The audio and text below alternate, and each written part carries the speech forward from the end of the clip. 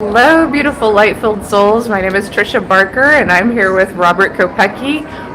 We are at the IANDS convention here in Bellevue. It's so much fun, such an amazing experience to hear so many people talking about their experiences in the afterlife. And Robert just published this book, which is How to Get to Heaven Without Really Dying. An important topic because so many people who come here to these conferences very much want to get the benefits of a near-death experience without the physical trauma, without all the, intensity of going through death. So I love it that this is his account and that he really gives a lot of wisdom to readers about how to incorporate these moments into their life. So I'm just gonna, I have a selfie stick. I'm going to just pass it over to him on occasion and ask a few questions, and we'll just let this roll. But Robert, tell me a little bit more about your book and why you wrote it and your hopes for it. Sure, yeah. First of all, don't follow my example. Just read the book, because I'm a 3-time near-death experiencer. And should I look at you or should I look at this? The camera's fine, yeah. Okay.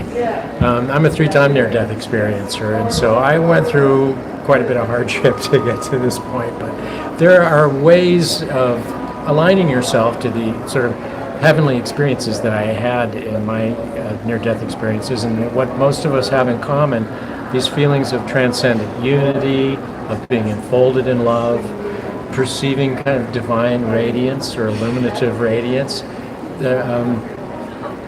karmic instruction, being open to guidance and stuff like that. And these are things that are consistent with near-death experiencers, but are also available to people who don't want to go to all the trouble. In my case, I was in a car accident, had a drug overdose, and was beaten up by a bunch of skinheads. My least favorite near-death experience. And so, without having to go to all that trouble, there are means that we can enjoy and appreciate essentially what's available of heaven here. Everybody's had a little piece of heaven. We've all experienced a little piece of heaven. And so it's really owning it and expanding on it in this life. And that's a concept that I'm hearing from a lot of near-death experiencers, and it's a concept that I am trying to embody too, is bringing that perfection of heaven and that beauty of heaven into life. So I was wondering if you might give us a few tips from your book. Yeah, the theme of the book comes from this quote from the Gospel of Thomas, which is a Gnostic gospel, where Yeshua says, "The kingdom of heaven is spread across the earth, but men don't have eyes to see it."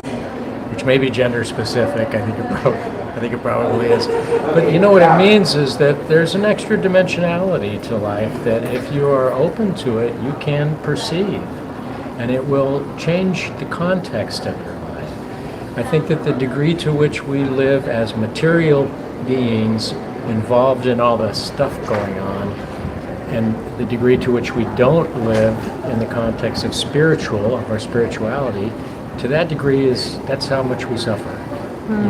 That's how much you open yourself to the difficulties of life. And when you associate more with this effervescent, diaphanous spiritual being that is occupying the vessel of this body, unfortunately, then the more you can sort of disassociate yourself with a compassionate neutrality and experience life in a much easier way, where you identify with one another as sort of being the same. Then that's a beautiful concept for those who are suffering, or for someone who's going through something really difficult. How would you get them to slow down, to really attach with that spiritual part of themselves? Well, I think it's important to, and this is my second near-death experience. I went through what's called a life review. So I was suddenly in a brilliant cloud, and I was not alone. I had somebody behind me, a benevolent spirit, so to speak, who directed me to look, and I saw this opening in this cloud where these kinds of boxes of time replayed parts of my life. And it was not the greatest hits. They were times I hadn't been present. And I got from that the lesson of presence. And that's probably the chief trick. I mean, I talk about perspective, presence, and purpose. With presence, you're always in this moment, and the quality with which you engage in this moment is the most important thing. How many times have you said to yourself, gee, I wish I'd been paying more attention to that?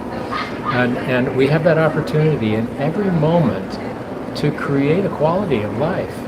That's the cause and effect, what Buddhists call cause and effect. It's all happening in the eternal now, so to speak. So paying attention to right here and right now and who you're with, what you need to be doing, what people want you to do, what you need to do for the people you love in your life, what they expect of you. That's your purpose, And then the perspective part of it is being able to kind of disassociate from the difficult aspects of being a human and relate yourself to the context of being a spiritual being. That gives you that perspective on life.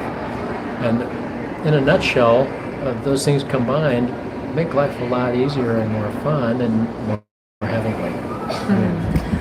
Beautiful. I understand that idea of so much pain was released from me the minute I saw my body from afar. So just that one piece of the near-death experience is profoundly healing because we're no longer connected to that body, this body, everything that we're processing. It's hard to get the genie back in the bottle. Yes, it is. So what meditation helps? Is that something you talk about in your book too? Because it gets me out of the consciousness of thinking about my body and thinking about myself. Is that one of your... To approximate that actual experience, because that's an unusual experience for most people to see yourself from outside. You can never go back really in quite the same way.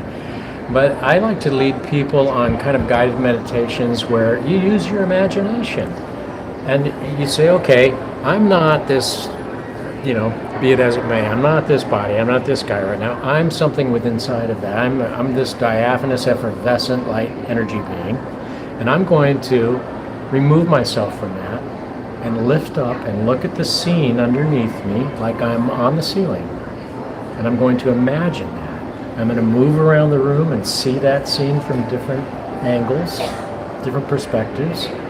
And then when I go to meet with people later, I'm going to do that a little bit again and see how people's spirits channel through them and their forms of expression and what it is to be a human on the ground trying to figure things out. Everybody's going through the same thing. Everybody's having the same struggles. And then when I reoccupy my body, so to speak, I have that perspective that gives me that kind of compassionate neutrality and complete identification with others, So its imagination has a lot to do with it. Yeah, that's an interesting point. I think that a lot of times some people are more right-brained than left-brained, and I feel lucky being a person who's right-brained because I was more open to the idea of continuing to connect with my angels after my near-death experience, to continue to connect with this other side.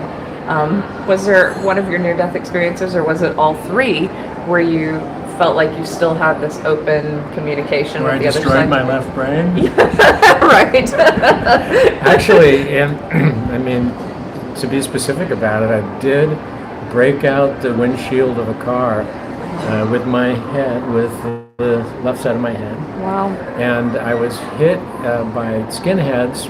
I was riding a bicycle and they drove up behind me and they hit me with a crowbar in the back of the head. Wow. And I went head first into the curb and split open the left side of my head again. Wow. So in two of my times, I really did suffer extreme head trauma, if you can't tell.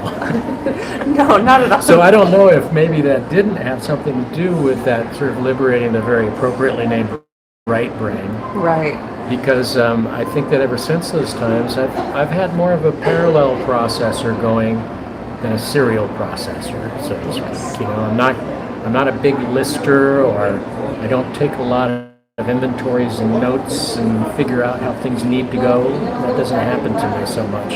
I'm more of a just letting it flow like it is, Yes. And that's kind of the difference in experience, life experience between the two. Right, and I've noticed, I don't know if you feel this way, but I've talked with more people here at this conference about staying so in the moment that they're just open to divine guidance at all times. Do you feel like you're in that space where you're just living with divine guidance? Yes, I do. Yeah, and I think I kind of got kicked into that space in many ways, which I don't recommend. However, the most powerful connections I've had in that sense have come through meditation. That really is the time when I have opened up to intuitive intelligence the most. When I escape or am able to come into some kind of control with my thinking, the mind, the ego mind that's always running a commentary. When I can push that aside and you say, I don't even want to think about that. That's what I'm talking about. You push that aside and then you occupy the empty space, whatever that is. And when you're in that stillness, you can start to get this intuitive intelligence coming in. And I know it's not me because it's much smarter than I am. And so I developed a faith in it because when I practice that, when I exercise through meditation, opening that channel, I realize it's really there and it really is smarter than me and I really can rely on it. And then I hear Bad Bob over here. It's like, I don't want to listen to you anymore. I love what you said about it's so much smarter than you are, that divine intelligence. That was the first thing that I felt when I came back to my body. I was so pissed that I was like, yes, I remember her name, her body. I have to be in this form and experience this life. And I knew that I was so much smarter out there. I was connected to vast downloads of intelligence. I mean, God, like there was God out there in that realm. And it was so boring to come back to me. But learning to access that healing, learning to access that knowledge, learning to access that, I think is what a lot of people go through. Did you have a process of learning to access these things? Yeah, I can't feel too sorry for you because imagine having to come back into this. That's a problem. But yes, and it wasn't easy. I had near-death experiences during over about 15 years of my life, and it still took me like 10 years to get to the place where I was able to understand what they meant. And that was not an easy 10 years. There was a lot of struggle and difficulty, and I passed through what you'd call the dark night of the soul sort of thing, where just nothing worked at all. I wanted to commit suicide. I wanted to kill the part of myself that didn't work. So in order to get to heaven, there is a kind of death necessary. You do got to die to go to heaven. You have to kill the part of yourself that's not working very well. And that takes time. It takes a while. You have to open yourself up to sharing with people who've had experiences like you, who've suffered through hardship like you. You find a community. It's like Buddhism. You find the Buddha, some kind of higher power or a source of devotion. You find the Dhamma or the path, the rules, the principles. I say that it's kindness, humility, honesty, forgiveness, compassion, and service. Yes. And then you find the Sangha or the fellowship, the group of people. And through those things, you'll be able to come to that kind of opening that kind of extra-dimensional relationship to life that recontextualizes your life into a much more comfortable, easy, heavenly kind of existence. So I'm going to be like a lot of the people who are interested in your third near-death experience, and I do want to hear a little bit more about that one, mainly because I think we're living in kind of chaotic times, and there's a lot of hatred of people between groups, and I was wondering if you had any information about peace and how we get along, and especially after being the victim of a violent crime in that sense. Yeah. But if you could just tell me a little bit about your experience, and then the way that I tend to think of it, or that I find an appropriate metaphor, is to say that this is like a grade school with grades 1 through 6 going to at the school together at the same time. And it's usually the first graders or the second graders, and particularly the big bullies, kids. And they're not very conscious, and they want things like they want them, and they bully people and like that. The sixth graders, meanwhile, get to go to school with them at the same time. They cannot pass on directly the wisdom that will make the bullies stop being bullies.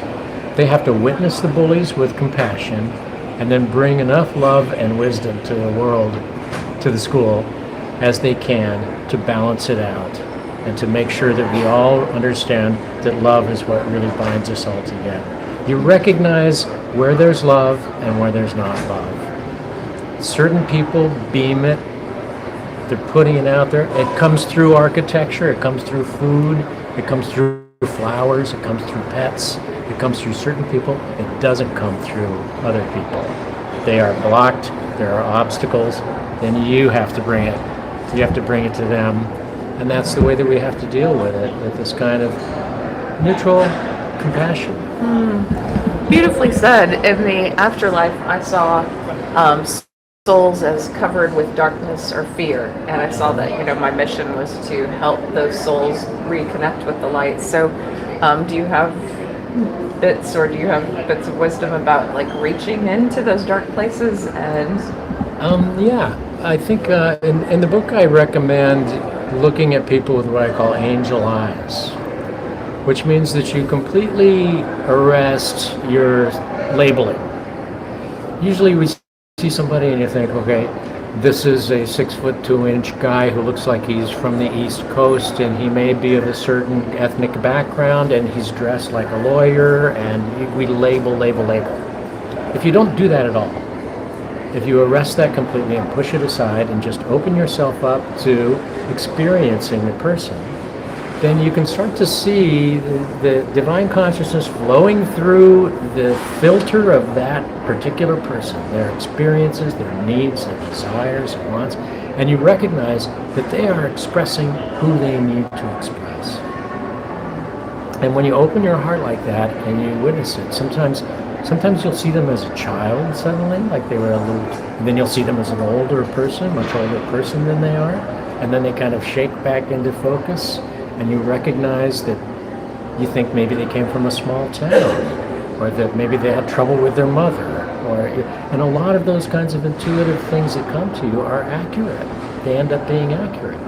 So if you just open yourself up energetically that way and experience the other person as a reflection of yourself who needs to channel divine consciousness through their own particular filter, through the information that they are, that I am, that you are, then we recognize what we all have in common, that we are all the same person expressing ourselves through different forms. So I have another question about that third near-death experience. So what did you see and experience out of form? So what did you learn in that last near-death experience? Yeah, that's the one that I call the gift of purpose, because it was pretty explicit in that regard. It was my least favorite near-death experience of the three, if one must make such distinctions, because I was really badly beaten and stuff, and also because in the first one I was out of my body, and then I kind of went to a pastoral place and had an indistinct kind of interview like we're doing right now. In the second one I was in the celestial cloud where I was shown these scenes, these boxes of time, that were always in boxes of time. And the third one, I was in kind of a womb-like place. It was almost like being underground. I still felt wrapped in love and transcendently connected, the feelings I had in the first two. But I didn't want to go back to it was like something terrible was going on in the other room, out there. And they were telling me, you haven't done this right. You're not supposed to be here right now. You've got to go back. You got to go back and you've got to be who you're supposed to be. You have to do what you're supposed to do. So as I remember it, I was kind of like picked up and pushed out of this womb-like, and it was womb-like, so it was like, here's your rebirth, okay? Boop. Yeah, and I opened my eyes and there was an emergency medical worker guy over me who said, he's back. Wow, that's really tough. Like, do you feel though, like those messages a lot of times have many layers? Do you feel like there was more that was communicated to you about what you need to do? Yes, yeah. I mean, there's information, we're talking about a pretty elaborate spiritual technology that's alive underneath the surface of this being, It's a universal energy system, a matrix of profound illuminative intelligence, blah, blah, blah. But I think that I got a lot of information at a lot of different levels at that point. But the takeaway from it was that I had always kind of imagined myself as being the movie star in sort of a blockbuster or a James Bond movie or something like that my ego created. And I discovered that the movie of my life is really more like kind of an intimate indie, sort of low budget, but it really finds a certain audience, and it speaks to a certain different definition of success that has to do with me being as authentically who I'm supposed to be. What do I love about life? Where's my passions? What are my passions? What do I do well? You know, I'm an artist, and so I followed that. What do people like you to do? What do people want you to do? What do the people in your life need you to do for them? And this gives you your purpose. It's right there in front of you. And so that was the ultimate takeaway from that gift of purpose. I love what you said about the movie idea. I wonder how many people out there also have that experience, you know, with their own lives, like, oh, when I get here, when I write this book, when I do this, when I, you know, like, then it's going to be wonderful. And yet, really, what life is about, it's about these little moments that we have with people we love, with people we connect with who are in pain. And it really is, like you said, a much more intimate thing. Like, your book may help someone from committing suicide. Your book, and that might be one of its biggest purposes, is someone across the world is holding this book. And, you know, this video might reach someone who was just really down, and they watch it, and if one person got something from it, then it's worth it, you know, and we think it's going to be grand, and it's really so intimate. And there aren't that many movie stars, really, right? With 7 billion people. It may be just as simple as, you know, showing up for your parents when they're aged. Or holding somebody's hand, holding a friend's hand when they're in a moment of need. Yeah. And it ends up coming back to that last principle that I like to use to align us to heaven, and that's service. You know, whenever I'm thinking about when I start the sentence with I'm in trouble already, you know? But when I'm thinking about others, then I'm actually addressing my own problems when I'm helping other people.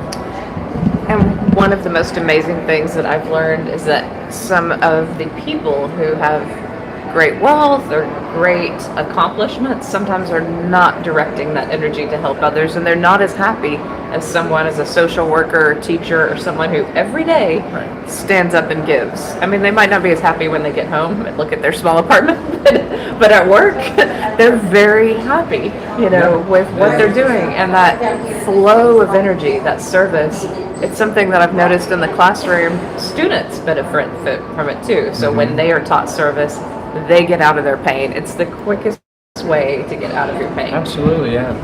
There's a story that I tell in the book that's about this very thing, where when I first started kind of undergoing this spiritual transformation and started getting the messy parts of my life out of the way and getting back in contact with my authentic self, so to speak, I went to a retreat that's run by the Catholic Church, and there were a group of nuns. They weren't in the whole habits and stuff, but they were taking care of us. They were making our beds and cooking us meals and stuff. They facilitated the weekend event, this seminar, this retreat. And when I first saw those ladies, I thought, oh, those poor women, they're hiding out from the real world, you know. They found a place to step out of the demands and all that stuff, you know. Poor souls. Well, good for them. That kind of thing going on.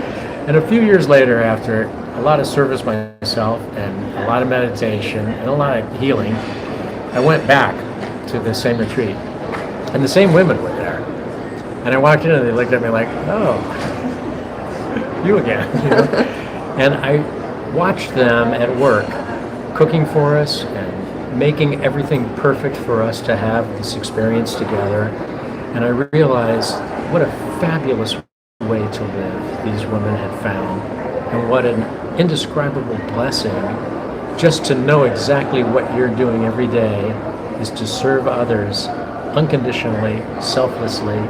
It's a beautiful, beautiful thing. And I realized how wrong I had been and how grateful I was for this transformation that allowed me to see that selfless service, the unconditionality, the non-transactional part of life, how important that is. Beautiful.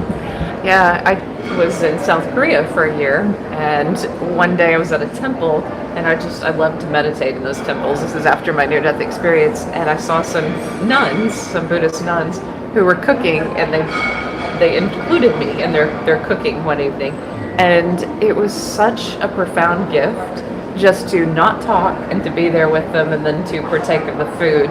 That just the mere act of being there with people was somehow healing for me. It got my mind out of the clutter of my life and into that task. And I wonder if that's maybe what you observed. Well, and that's a big part of how to get to heaven without really dying, and that the idea that heaven is here already and that we're experiencing it is that when we can bring an open-hearted quality to each moment that we live in, it's here right now. We're having it between us right now, and hopefully with everybody who's out there too. It's life in a different context. It's a different definition of success. It's not based on the fleeting material things that come and go, the titles and the possessions and even the relationships at time, that we just move past. They're always shifting. I love certain Hindu ideas like everything that changes isn't real. Yeah, except for when you're stuck in traffic, and then you're going to be late. That kind of thing. So it's really just it's a state of being that's heavenly, and it's available to us all the time. It's always there if we engage in it this way, an open-hearted approach. Yeah, interesting. I wonder, so we're at the IANDS convention, which is focused on after effects, and I wonder if there's something that you noticed after your first near-death experience where you're like, I am profoundly different. I was this person before and after, if there was a marker. So that's really interesting to me because after the first one, I was probably most caught up in ambition and in a material life. I lived in Los Angeles with my first wife at the time, and real busy all the time. And it happened, and I experienced, it was a solo car crash. It was just me. And so I tried to talk to people about it a little bit, but they kind of go into that fugue state. Like, I think my favorite TV show is on. And I discovered that I really didn't know there was any kind of community or anything, and so I didn't have any way to gauge what that effect really was, except for what was sort of spontaneously happening in me. It was more, like I said, tough to get the genie back in the bottle. It was more difficult for me to really engage in all that razzle-dazzle that I'd been so involved with. I still had to do it, and it was particularly aggravating because I didn't have any outlet for it, anybody to share it with, any of that kind of stuff. Looking back on it, of course, I now see that I was doing all these jobs, and then I stopped doing most of those jobs, and I talked my wife into traveling around the world for a year, and we quit our jobs and went off around the world, visiting a bunch of spiritual places, even though we weren't spiritual. We weren't spiritual. And so it's quite clear that it had this huge effect on me. Yeah. But being in it at that moment, I felt kind of trapped in an inability to express what I was experiencing. How old were you when you had that? I was about 25 or 26. Oh, so still young, but still in your career. Yeah. Yes, yeah. Huh. And then when we got back after this lengthy trip, our marriage started falling apart. My aunt, who had taken care of me a lot when I was a child, I was called to her bedside when she died. So I had kind of what's called a shared death experience with her, kind of witnessing, and I couldn't really say, hey, you guys, I think that her spirit's leaving her body right now, because nobody I was with was on that page. Right. And so I had to just deal with that on my own, too. It really wasn't until many years later when I had these experiences kind of coalesce or crystallize in me through meditation and through service and through study and through meeting people like you and the people here at IANDS, discovering my community, that I was really able to kind of bring that into a full adjustment in my life. And you bring up a great point, because I think that near-death experiencers benefit from early on talking to other near-death experiencers. And I didn't even know that I had certain gifts until I saw someone doing that, and then I was like, oh, okay, yeah, do that. That's something I do, and then it's affirmed. So I think that's a big part of this is community. And so I always encourage people who've had a spiritual awakening or a near-death experience, find IANDS, find the ISGO groups, find people in your community who are spiritual to talk with. Yeah, the Buddha, the Dhamma, and the Sangha, you know. The power higher than me, something's greater than me, that's for sure, you know. Right. And here are the means, there are the principles that I can live on to kind of realize that in my life. And here's my community. Here's a fellowship where I can recognize that we're all the same soul in so many ways, you know. Yeah. So I think too, near-death experiencers benefit from going to spiritual events, because I know that early on I found like a meditation group called The Home, and I had just these amazing meditations, you know, in groups, because that power of being together is very informing, I think, and you're very open after a near-death experience. Absolutely, yeah, you're cracked open, you're broken open to the light, so to speak. But it's interesting you're talking about confirmation, about having these things confirmed to you.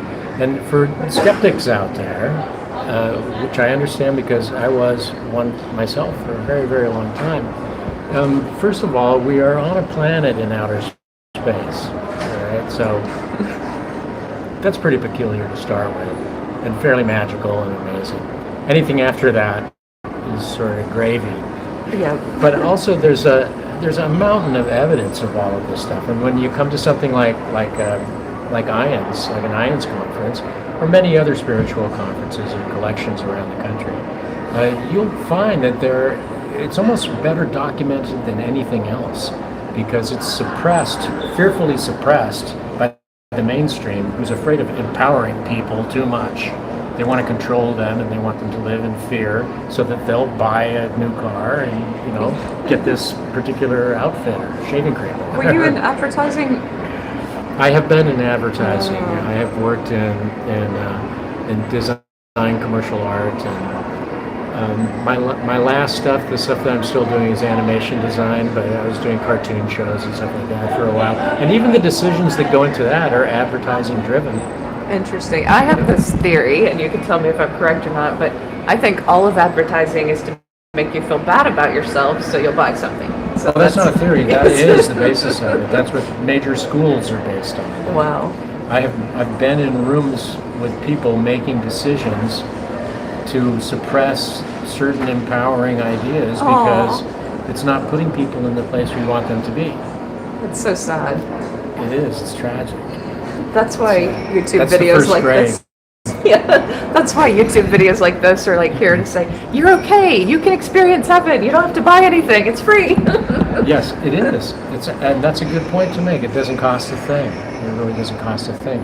You can go to your favorite park, a place that's quiet, a place that's by a little running water, and sit and still your mind for a second. You'll have this like action going on that's grinding and babbling, and just kind of, you know what, turn it off for a minute. I'm going to sit in the stillness of this and recognize the miracle that's in every instant of sitting by this brook, by this water, and the remarkable potential that's alive in this world, and that I can enter this box of time and I can do things. I can draw this, or I can make that call, or I can talk to that person. It's malleable, you know, it's plastic, you know, and you can take part in it in a way that's entirely different and entirely empowering, and you don't need to spend a nickel to do it. You know? Isn't that amazing? And I have a quick question, because I get this question a lot on YouTube and from other people, and I've noticed it in some of your blog posts. It may be in your book, but do you talk about taking care of the body, eating well, really that being a component of experiencing more heaven on earth? Yeah. Well, you'll get with some people around here where they're talking about physics, and that everything is just energy. And you know, Einstein said that matter is energy at a certain frequency, basically. You know, and so the way that you eat, the way that you treat yourself and you treat others, is all energetic. It's all energy. So naturally, it kind of goes without saying that you want to eat food that has good energy in it. I found after all this happened to me that I could do no harm, literally, so I can't eat things that are killed. Now, if I were a Native American and I was living in this kind of divine balance with these animals around me, and I had this spiritual agreement with them, and when I killed them, I would have a ritual, and I would celebrate them and thank them, and I'd use all of them, and I'd have parties where we dressed up like them and danced around the fire, and brought these things, these elements into balance, then I would eat meat again. But when I go into a supermarket and I'm standing by the packaged food section, you know, the chip aisle or something, it is so delicious. I just can't, you know, I gotta get those veggie straws. Yeah. They're not even like eating anything. So good. I can do a bag. But you know that stuff's not good for you. You can sense the energy from it. Walk around the outside of a supermarket. You walk by the meat, it's all wrapped up in plastic. You don't even want to know what's going on back there. Don't tell me. Then you go by the vegetables, and it kind of lightens up. It feels a little bit better. It's, you know, things are not so bad there. And you get in the organic section, and even if you're imagining it, you're like, okay. It smells better. I can breathe. The air is better around. It is telling you. It's the amount of love that is displaying, that's demonstrating itself. It's issuing out of the forms you see. Now go down the chip aisle, and it's like, you know, Yeah. I'll just get the bag of jalapeno chips. That's all. And I always tell people, it's like, you can move towards greater health. Like I always say, add more fruits and vegetables, add more of that. And it's funny, you know, like I'm not perfect, you know, in any of this practice. But right after my near-death experience, when my body was healing, I was 100% vegan. And I know that had something to do with my greater healing, because my body wasn't worrying about anything. You know, it was focusing mostly on the health. But that it's you know, the typical challenge of being in this particular form, of Yes. being a human being, is that you'll find yourself saying, you know, that's really good for me. I don't know why I don't do that more often. But, you know. Yeah. Meditation, particularly for me, because I know that if I meditate every day, that the whole day goes better. Yeah. And yet I've kind of got it to a place where, because I'm very, very busy, my life is very full, gratefully so, I'm thinking, okay, 4 or 5 hours a week, or maybe 3 hours a week. If I can do that, I'll be okay, right? But you have to just allow yourself, realize that you're doing yourself a huge favor by treating yourself right, and by following that intuitive intelligence that demonstrates to you where the good energy is in your life. You know, it's not in a can of Red Bull, but it might be in a glass of apple juice. Yeah. Yeah. Something is It's kind of a simple as that. no-brainer, right? Yeah, and following that energy is important. So, well, one last thing. If you could sum up some main ideas from your near-death experiences. So now, these many years later, like, what do you think is the most important crystallized information from your experiences? You know, I kind of broke it down in How to Get to Heaven Without Really Dying into 3 sections. My first near-death experience gave me the gift of perspective, where if you can imagine yourself as just a passenger, not a prisoner, and witness that in everybody else with that kind of generosity and compassionate neutrality, you don't really have a horse in the race so much. There's no competition in heaven, right? And then the second one, I had this gift of presence. So if you have awareness in the moment, conscious awareness in each moment, paying attention, there's miracles, there's love, you're making your karma, all in that moment. And then the third one is purpose. And these are 3 sections in the book where I elaborate on all kinds of stuff.